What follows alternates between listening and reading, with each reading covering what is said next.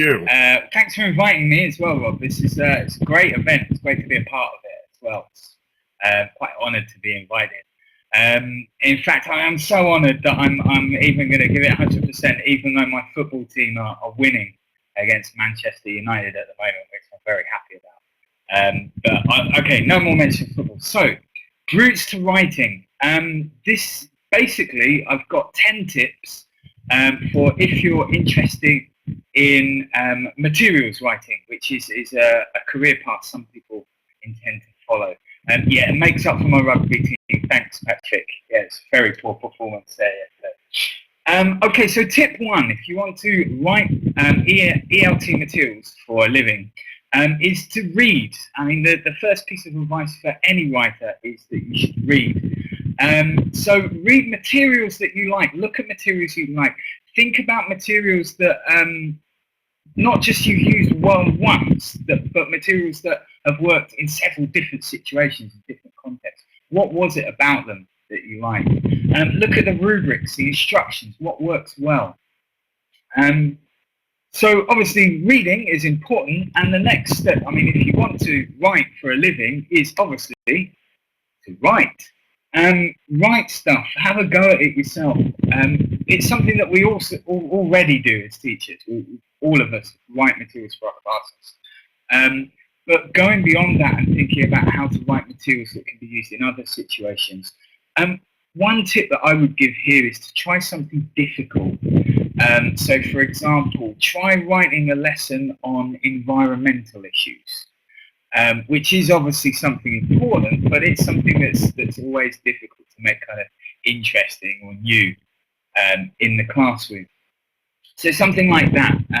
Go through the experience of putting ideas, making them kind of malleable, usable for other teachers.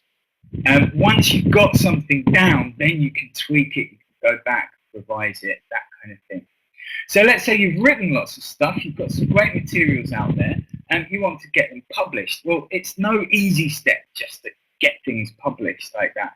And particularly, you need you need to have some experience being published before people will look at you. So it's difficult finding that first step, getting your foot in somewhere. So one way of doing this is to publish yourself. Set up a free blog or a website. Give out your stuff for free and ask teachers to give you feedback on it. This is really useful because this is what publishers always look for, what actual teachers want in published materials. Enter competitions as well. If you look at some organisations, like here we've got devoted organisations for materials writers. Fantastic one that's now almost 2 years old is the MORSIG, the Materials Writing Special Interest Group, down here at the bottom and part of IATEFL. They're currently running a scholarship for next IATEFL in conjunction with OUP, like a competition where you can write some material and get a free place. Also, fantastic organisation is this ELT Teacher to Writer. The address is up there as well. What you can do there is you can register your details, what you want to write, what you're interested in writing, what you've written, if you've already got anything published, and publishers will look at that directory as well. I myself, I scored a writing gig, writing course book for Polish state schools, purely through ELT Teacher to Writer. They also have these great courses here, series of ebooks, how to write specific different things here. Really good materials, really useful organisation to join. And it's free to join as well. So really useful there. The other thing you need to do, very important, not just with writing, I guess with any kind of professional development, is networking. So you can network at conferences, you can go to like meetups for some of these organisations. Also online networking is very, very easy these days. You know, you can join something like ELT Chat, Twitter, or join groups on Facebook, and find people who are looking for things to be written. Sorry, there's questions coming in. I can't answer all of them because of the limited time. What I'll do is I'll put my email in the chat at the end. If you want to email me with any questions, please do. Very important part of the writing process in terms of getting published, getting to where you want to be, is being prepared for rejection. It's a very competitive part of the industry. Rejection is a certainty. You will apply for things, you enter competitions, you might be given a sample and it will be rejected. It doesn't mean your work is terrible, it could just be that there's someone else at particularly the right time with particularly the right idea that they're looking for at that moment. The important thing with rejection is to use it as a learning experience and learn from it. Ask for feedback if possible, what it was that they were looking for. Most publishers and editors are more than happy to give feedback because they know it's kind of investing in their future.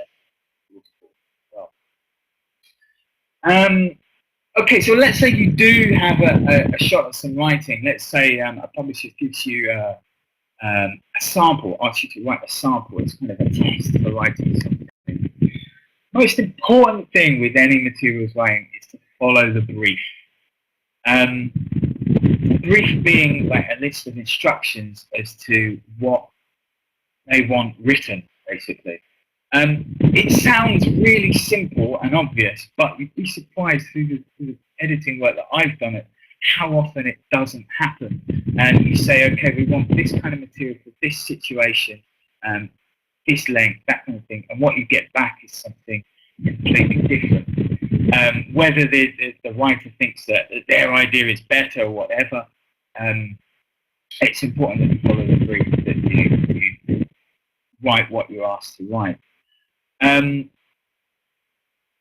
Okay, yeah, good. Right, next one. This is a very important part of the process as well. Don't be precious. I mean this in a couple of respects. Perhaps you have something that you've written, and maybe it's got published, it's part of something. That what you've basically done is you've got something published within the world of ELT publishing. It doesn't mean you're the next Stephen King or whatever. Also, don't be really precious about your work as well. You may write something that you think is the best thing that you've ever written, and you've put lots of work, all your experience into it. You've revisited it, you've perfected it, you've tweaked it, and then it comes back full of comments and suggestions and changes. Remember that publishers have years of experience and research into what teachers want in context. They carry out focus groups, they ask them directly, they carry out anonymous surveys, things like this. So they know what is needed, and your idea might be brilliant in one situation, but it might not be in another situation. So it's important to be open to change, open to constructive criticism, and by seeing it as a two-sided process between you and the publisher, then you can really produce kind of some really good quality material that you can be proud of. Important thing as well, the yacht can wait. There's this, I think this myth still pervades to some extent in our industry, that everyone who successfully publishes a course book lives the life of the saws, the writers of Headway, and live on a yacht or whatever and make millions. It's just not true these days. Even if you're a very successful author, you may earn quite a lot of money from a big course, but what people also forget is that this is the culmination of 5 or 6 years' work. It's not going to make you rich, but if it's something that you enjoy doing, and in my case it's something that I've always enjoyed doing, writing, like throughout my teaching career, then you'll enjoy it and you'll be doing something that you enjoy doing. It's a great quote I remember reading from the amazing Terry Pratchett, in that he was talking about when he met Neil Gaiman, another writer, and he said what impressed him was that he was a writer who loved writing.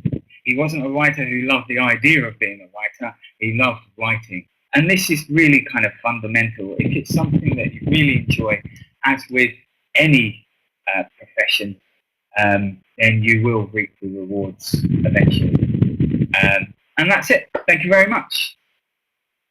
If I just I type my email here. And then if you want to get in touch with any questions,